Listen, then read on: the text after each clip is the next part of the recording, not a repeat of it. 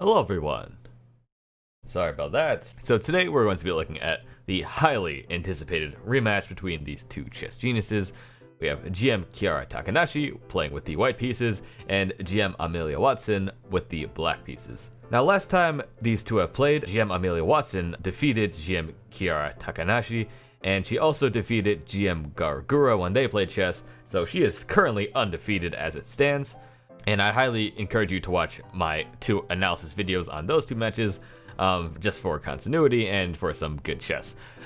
Now the question is, will GM Kiara Takanashi finally put a halt to GM Amelia Watson's chess conquest, or will Amelia Watson's reign continue to be unstoppable? I guess you have to watch this full analysis video to find out. And to all the people who are very eager to watch this analysis, actually sorry about that. This video is a bit late, but I have been extremely busy these past 2 weeks. I had to pack up all my stuff and move back home from my college dorm, and I've had exams and things like that, so I haven't really had much time to record or do anything like that. But right now I am fully settled in and set up, just in time for the holiday season. So we got some mistletoe on my camera, we got a stocking back there, we got some various Christmas related things, and I'm not even fully done decorating either. So be prepared for a lot of Christmas decorations in the future, but I'm sure none of you guys care for that. You guys are just here for the brilliant chess moves between these two and the analysis that I will be providing, so don't you worry, you'll be getting plenty of that. Another thing I should mention, of course I have to mention the cringe number. It's still extremely high and unbelievably cringe, so if we could all try to make a joint effort to reduce the total amount of cringe in this universe, that would be great. So do consider subscribing for more Hololive related content. Also, of course, thank you all for 18,000 subscribers. It's been incredible these past few weeks and months, the amount of support you guys have been giving, so I'm so appreciative of that, of course, so thank you very much for that. And lastly, as always, don't take this video too seriously. These two are very obviously casual chess players, so don't take any of the remarks I make too seriously. This is all jokes. But without further ado, let us get into this Hololive chess analysis. We are going to be starting off with pawn to d4, the queen pawn opening, followed by d5, very solid move by GM Amelia Watson, perhaps the last solid move you'll see all game, followed by pawn to f4, the queen's pawn opening Mason attack, according to the engine. No, I've never heard of that one before, so there's that. And now, of course, pawn to a5, GM Amelia Watson opening up with the detective's gambit, which she is also famous for. This has been an unstoppable opening, and there are very few answers out there for this. But if you've been watching these past few videos, you know exactly what GM Kiara Takanashi is going to respond with.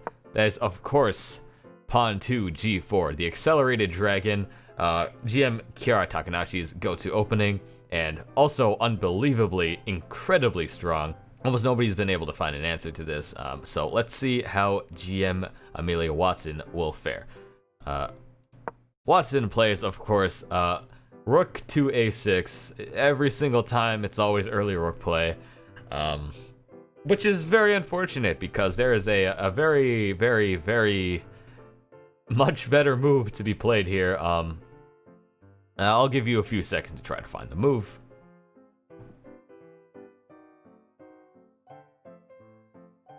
Or don't. And congratulations if you found it. You're an excellent viewer of good chess. And for those of you who just want to enjoy the show, it is bishop captures on g4. The pawn has been left hanging, and there is nothing you can do about that. But as I've said in every single other previous chess analysis video, like many great moves in chess, it is not played here. So pawn to g4, rook to a6. Now another reason why this is very much not a great move is that when you play pawn to e3, defending the pawn on f4, you also open up an attack with the white bishop. So if the rook doesn't move, it is going to get captured, and the rook doesn't move because Amelia Watson plays knight to f6. So yes, the rook on a6 is hanging, can be captured by the bishop, the white bishop. On f1, will it be captured? Place your bets. I wouldn't place a lot of money on pawn to b4. It's a move. Not the best move. Again, bishop captures on a6. Capturing the rook would have been much better. And then rook captures on g4 is played. Really not not the best move by any means. Moving on, bishop to h3 is played. Of course, a terrible blunder because now you can no longer capture the rook on a6, and then rook to h6 is played, followed by knight to c3. Moving on, rook to c6, attacking the knight on c3. Now, knight captures on d5 is played. You may be wondering, now didn't you just hang another piece? And yes, but I'm sure as any good chess player knows, the best way to play around hanging one of your pieces is just to hang another. This is a common chess strategy. I mean, like, everybody knows this. Queen captures on d5 is played. See if you can find the best move here. We've mentioned it before, just as a little spoiler. But the best move, of course, will be for white will be bishop captures on c8. Nope. Rook or knight to f3 rather is played. So now you can also, as black, just capture the hanging bishop over there. But no, it is not played, of course. The thing is, this chess engine, right? It's compared to the chess genius of these two players, it really doesn't know anything. I mean, a chess engine compared to an ace detective that is Amelia Watson, I mean, the difference in knowledge is incredible. So while this chess engine thinks it knows anything, it clearly doesn't. And not to mention the fact that it doesn't even have such famous openings as the shark attack, the Watson gambit, the detective's defense. I mean, it has none of those in its database, so clearly this chess engine isn't really to be taken seriously. But moving on, pawn to c3 is played, followed by rook captures on c3, and this engine really wants to just capture that hanging bishop on h3, but again, what does the engine know, really? Moving on, bishop to d2 is played, attacking the black rook, and at the same time defending the pawn on e3. Moving on, bishop to c6 is played. Next up, pawn to d5, followed by rook to d6. And this entire time, yes, the bishop on h3 has just been hanging every single move, but it still won't be a while until it's captured. Pawn to e4 is played. Pawn captures on b4. Bishop captures b4, attacking the black rook in the process. Rook to b6, bishop to c5, followed by rook to a6. And if you're paying attention, you know that there's black is, despite having a very sizable lead as far as material is concerned, mostly underdeveloped in basically everywhere because it's just been nothing but rook moves. So basically, despite not really losing anything besides one pawn, it's looking actually somewhat dangerous just because of the complete lack of developments. But we'll see if that becomes a problem later on. So white goes into attack with rook to e5, and then finally bishop captures on h3 is played. The hanging bishop hangs no more. It is finally gone. So rest in peace to the white bishop on h3. Just a tragic moment for chess enjoyers everywhere. Moving on, rook to g1 is played, followed by rook to f6, attacking the pawn on f4. Queen to a4 is played with check, followed by pawn to c6. Best move here would have been bishop to d7, blocking and attacking the white's king. Then here we have, wait for it, captures, and then white plays rook to b1. Now, black is certainly winning without a doubt in this position. However, you need to play somewhat accurately if you want to survive this attack, and if the attack does not work out, then white has basically lost this game. And then black plays rook captures on f4. Now this is so dangerous because once you play something like rook captures on b7, you got a very, very nasty attack coming on. And of course, that is exactly what is played. Actually a brilliant move by GM Kiara Takanashi, finding the 100% accurate best move here.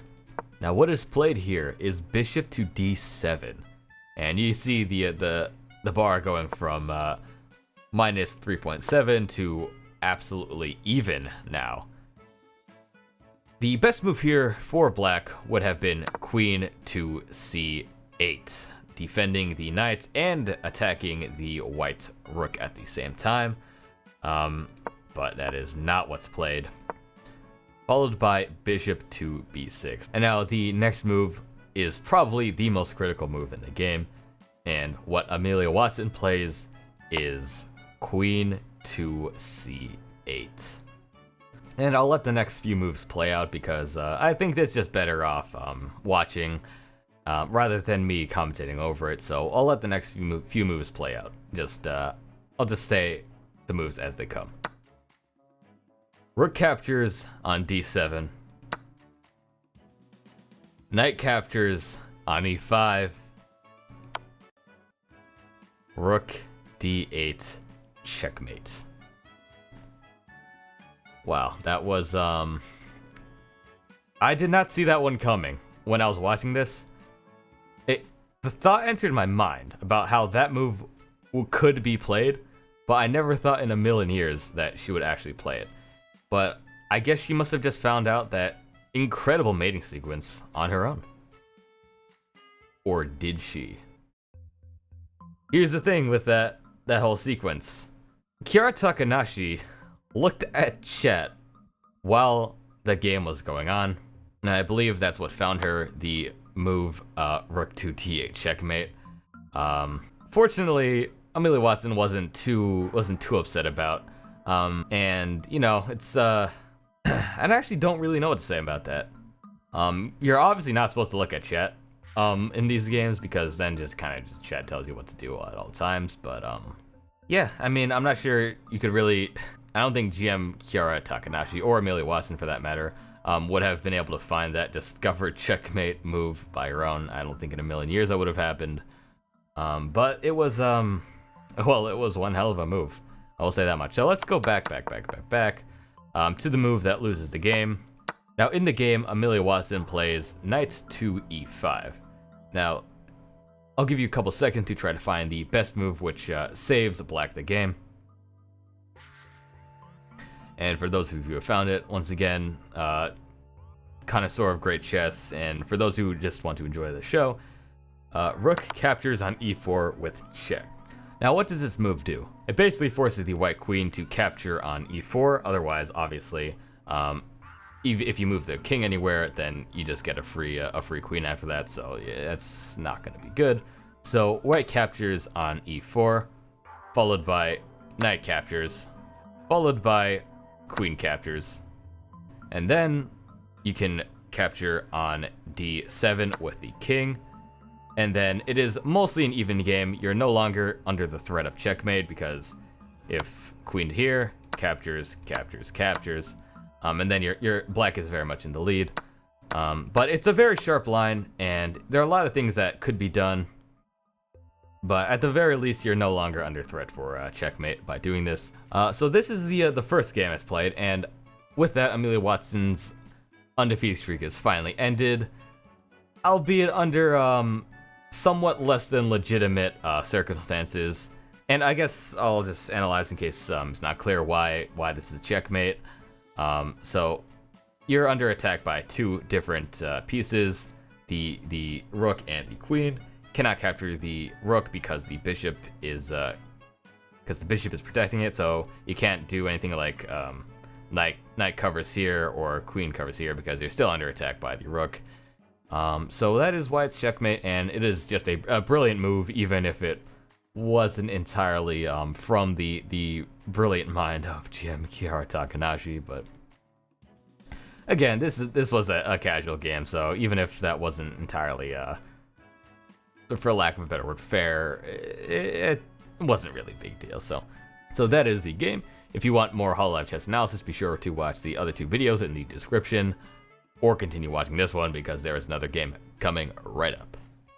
Okay, I lied. There is not another game because the next game lasts like close to 40 minutes, and I don't want to make an hour-long video. So if you want to watch that, be sure to subscribe because part 2 will be coming out quite shortly.